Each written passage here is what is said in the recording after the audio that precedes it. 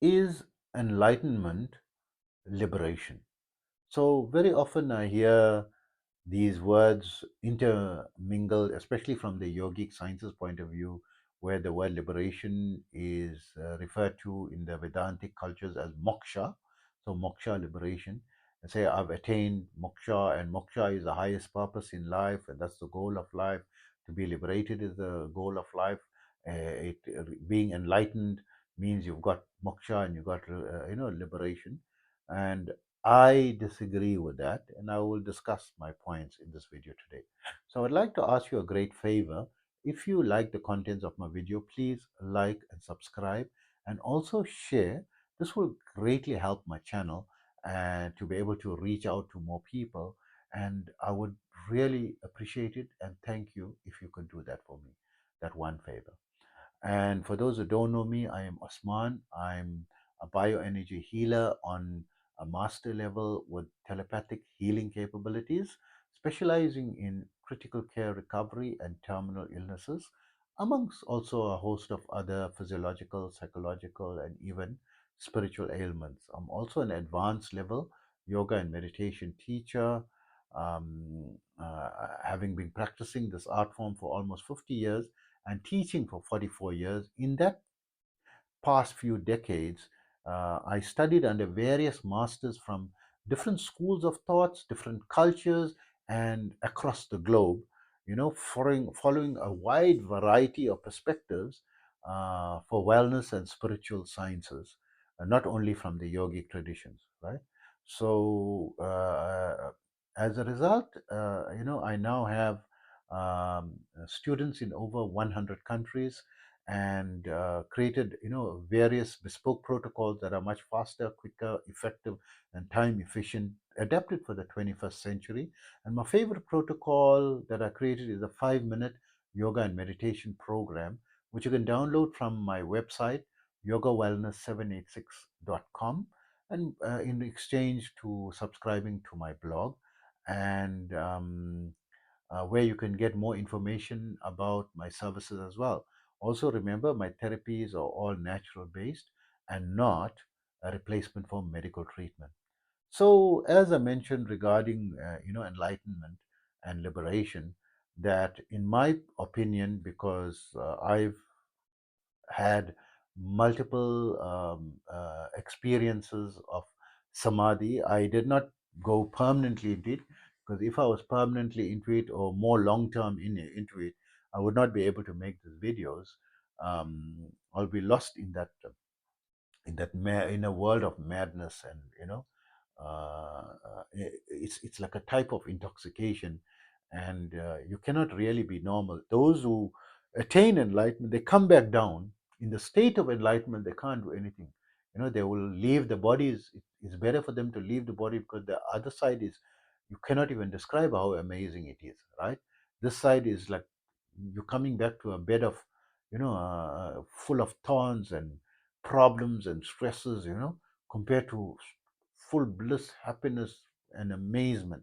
And so it's a no-brainer. But people come back because they want to contribute, and they don't want to only have that experience, amazing experience themselves. They want to share it, and they want more and more people to follow the same path that they were successful in. And so many people are struggling with so much of problems, so much of stresses. They're very distressed in life, depressed, committing suicide, and are totally unhappy.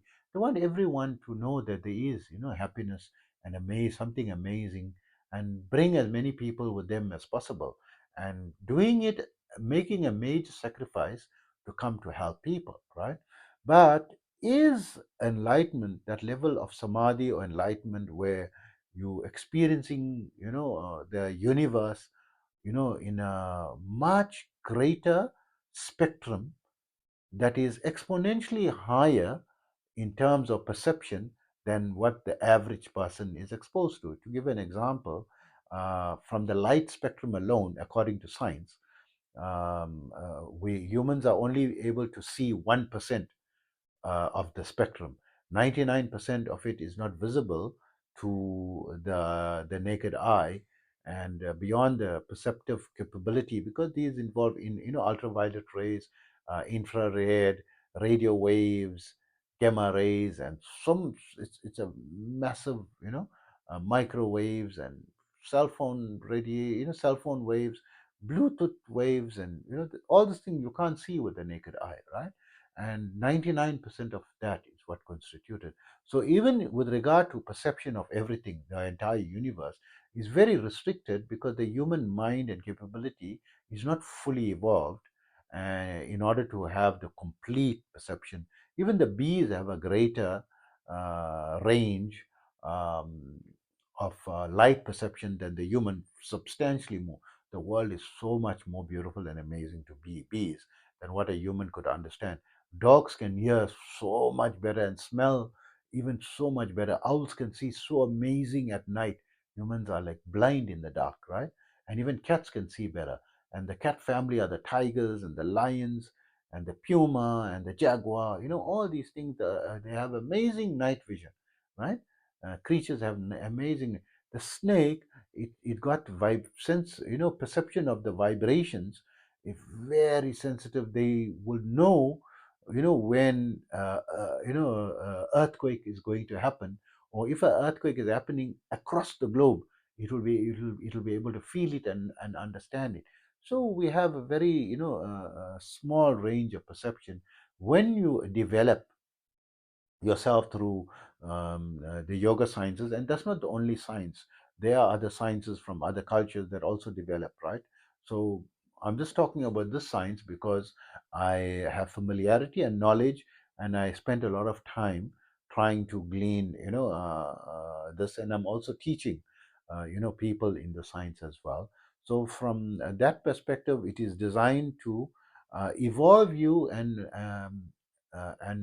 develop your capacity of perception, that when you reach what is called enlightenment, your perceptive capabilities is reach the maximum possible for humans. So according to science, we are at best using 8 to 10% of our brain capacity, and through the tools of yoga, meditation, pranayama, hatha yoga, the yoga tools, you are able to reach the close to 100%, if not the 100% mark.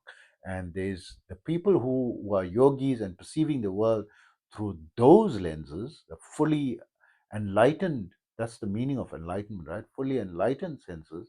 And it's like their body is lit up like a Christmas tree, and the other person just got a one emergency lamp, very low power mode. It's like when the electricity goes off, you get the emergency light that on the power backup on a very dimly lit way it lights up the room, and not bright like what it was when the electricity is on. Similarly, like that, the perceptive capabilities of the enlightened person, this thing. So does this mean liberation? In my perception, no, because liberation means that you are going to enjoy freedom of not being entangled into difficult life circumstances and frequencies or dimensions that you don't have a choice but to be there, right? And liberation means you're going to be free from that and going to be ever for all eternity be completely in a blissful and amazing and idealistic surroundings, right? So with regard to the statement, Sadhguru always, mentions, I mean, he's trending on YouTube, and he comes from the Asian subcontinent, but he claims not to follow any religion or culture. He says he's free, but he mentions many things from the Vedantic cultures, and he goes into deep explanations on that.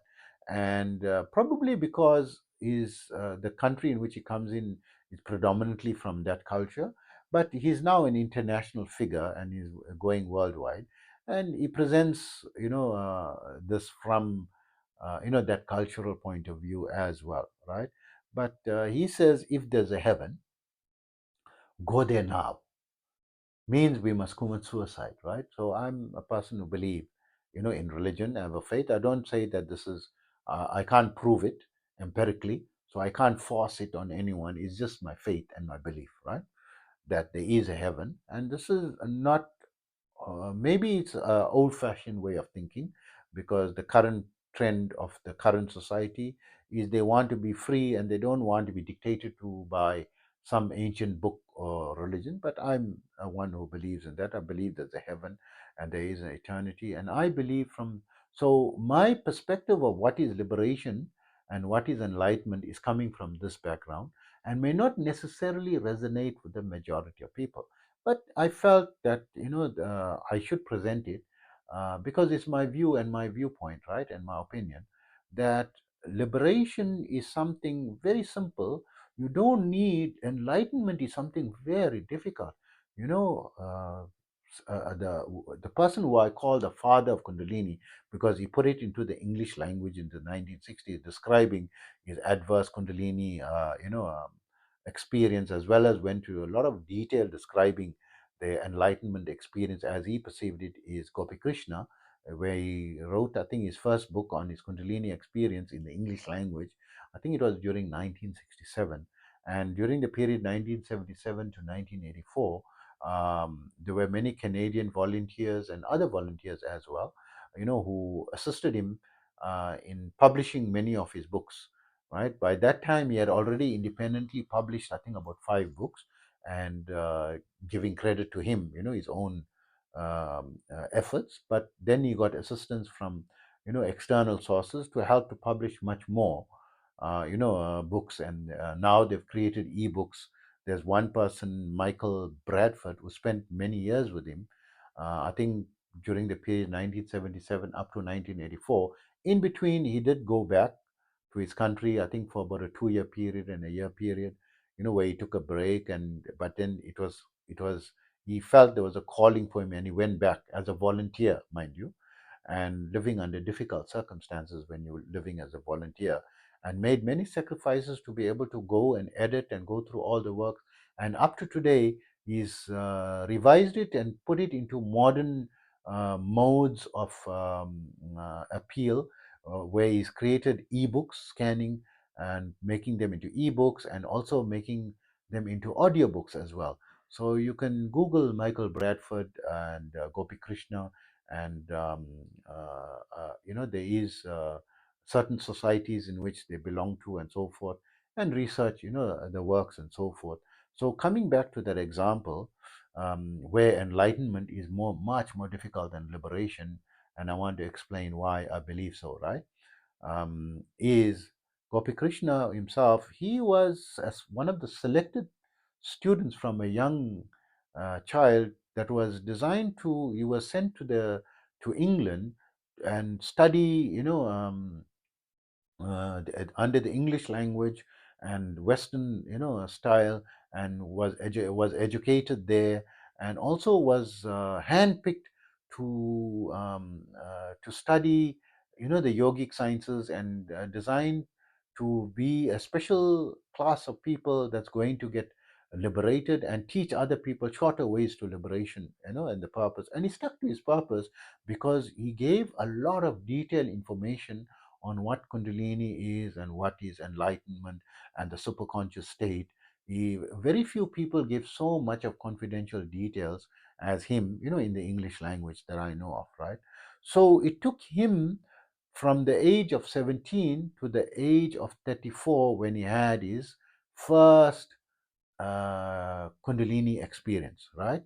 And thereafter, it was a very negative experience, and he got ill for about 9.5 weeks, and he abandoned the practice for about 4 years because it devastated him psychologically, and then it took him about 4 years to recover, and then he went back into it, and he further, refined it, and finally became established in the superconscious state after a further 12 years. So it is 17 years plus 4 years plus 12 years, right? To be this thing. This is a lot of hard work. And to describe to you the first 17 years, he used to get up 3 a.m. in the morning and go out, because the recommendation was you have to, before you sit to meditation, you must go and have a bath in the stream. So he used to live in north of India, where in winter it used to reach sub-zero temperatures, right? It's freezing cold, but he'll go into the freezing cold 3 a.m. into the river or the stream and bathe himself and come out blue in his body and sit and meditate for 3 hours. Right? This is the description by Michael Bradford that I heard in a podcast reciting these stories in the podcast called Buddha at the Gas Pump. So I'm not getting paid to mention these things. I really enjoy these podcasts, and that particular podcast is dedicated towards interviewing people who are awakening or have liberation experience, solely dedicated to those who have got mystical experiences and who've seen or claim to have seen things that are advanced level or higher frequencies or awakened experiences, described as awakened experiences, right? So this is a very interesting, because we're talking about liberation and enlightenment, right? So it is not an easy field, not that easy, right? So even Gopi Krishna himself said, if you take the very few people who are interested and inclined towards the yogic science, which is a very small number, right? Because I'm teaching now yoga and meditation, for 44 years, and I always taught basic yoga and meditation for free, having free classes from 44 years ago to date, right? And offering it to everyone. And I was once in a hotel situation. All the guests, they were invited, they can come, for free yoga and meditation. I was lucky if 1% of them attended, right? And it was free, right? And even when I mention the topic and the subject, it like goes through their head. It's like it doesn't even register in the mind, and they're not interested in it, right? So when someone brings up the topic of yoga and meditation, I always start by saying, you are a special person, you are highly evolved, and you are ready for the next step, because I believe it's the future of the evolution of the human, that they are not everyone is ready to evolve. They're still stuck in a lower level, and once they are ready to evolve, they have to be in a higher level of human evolution, in my opinion, right? Not a factual thing, right? In my opinion, that because so few people start sitting and asking questions about meditation, about yoga, and you can genuinely see the excitement in the voice and the genuine interest in this field, right? So it's a fraction of a percentage are interested. So Gopi Krishna chose from those, like about 100 people, and then from those 100, only 3 to 4% attain enlightenment over probably a 30-year period, right? So the success rate is very small. So if you put that 3 to 4% of the 1%, right? And if you look at society as a whole, as being 100%, a fraction of a percentage, right? That's going to be able to reach enlightenment. It's not an easy field. So let's look at my opinion of liberation. So from a faith perspective, right? So there are billions of people who are who have a faith, because the Christian faith is about 2.3 billion people, and the Islamic faith is almost 2 billion. So 4 billion, half the planet, is only on the Judeo-Christian Islamic field, religions. And these are not the only religions. There is so many other religions, right? That are in so many other cultures and faiths, right? There's also the Hindu religion. The Hindu, there's actually the word Hindu religion is actually incorrect. There's no Hindu religion in the Hindus valleys. That's referring to, Hindu refers to the Asian subcontinent, right? The area south of the mountain range, the Himalayan mountain range. It's the today's Pakistan, Nepal, India region, right? Bangladesh, India regions, right? So that regions. So in the old days, when the Vedanta was the main field of philosophy in the major part of India, in Vedanta alone, there is 33 gods, which means 33 different ways of worship, 33 million religions, right? Now it's much more, of course, right, than before. And how many of it's, and to give you an idea, According to modern statistics, every year, not every 10 years, every year, 100 new religions are formed, right? So there are many religions. Just mentioning two religions, which is half the planet. So that's why I'm bringing in from a religious perspective, right? My view, what is liberation? So, in my opinion, liberation is if you are convinced in a higher power or a God, right? Convinced, there's no doubt in your mind there's a God. And because he sent a scripture and he says, do this and don't do that, you take him as real and you take his admonitions and his recommendations as very real. So, no, God says, yes, you are human, you can break the rules now and then you ask for forgiveness. And of course, God is in the faith perspective, especially in the Judeo Christian and Islamic faiths, that God is very merciful and forgiving and understanding. And not that you're going to take advantage of it, but genuinely you have a certain weakness and you don't know how to come for it. And you pray for, to remove you out of that bad habit, that's harming you, it's harmful to yourself. And maybe you're causing harm to others as well, and asking for and repenting and asking for forgiveness because you truly believe. All you need to do is just believe there is a God and try your best to follow what he says in the in whatever scripture under which you are following. And even if you don't read it, but you attend some type of formal gathering, or even online, to listen to talks and try to adjust your life in accordance with that, because you fully 100% believe there is this. That's all that's needed. If you just believe there's a God, right?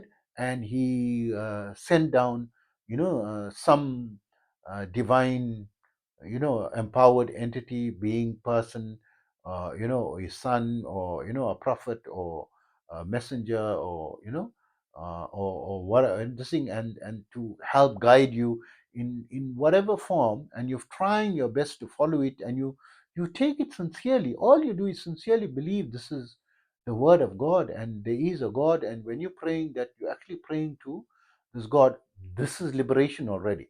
So how easy is that? Means every person who is a Christian, or following some type of religion, and has faith on it, is already liberated. So from a scientific perspective, now science has done epidemiological research on faith.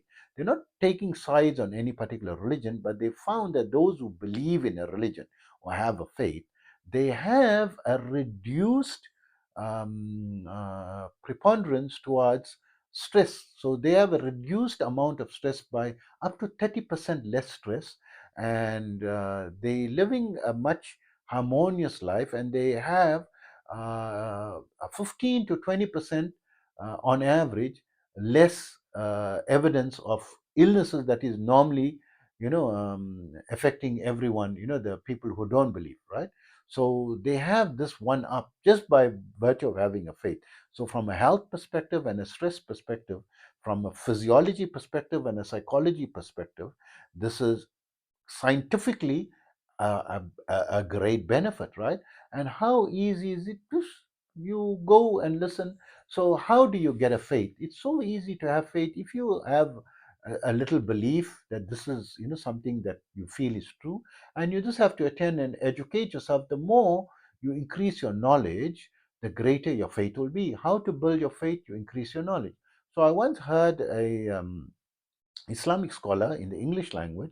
In He's originally from Kuwait, Sheikh Jafar Idris, that used to give talks in the U.S.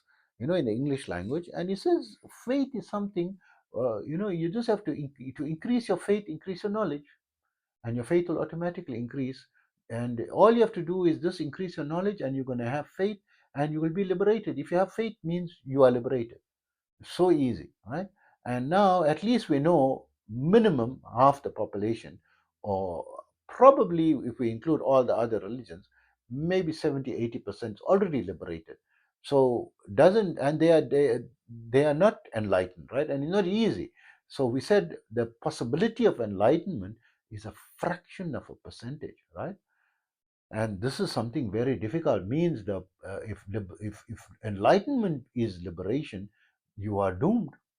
You got a bigger chance of winning the lotto than getting enlightened, right? So might as well win the lotto and try to have a good life for at least 2 to 3 years, until all your lot of money is spent, and then go into the deepest debt that you ever knew and regret why you ever won the lotto. But at least that 2 to 3 years or up to 5 years, you had an amazing life, right? It's your only taste of liberation you're going to get if enlightenment means liberation. So that's my perspective on it, and I would love to hear your comments on this as well. So take care of yourself always.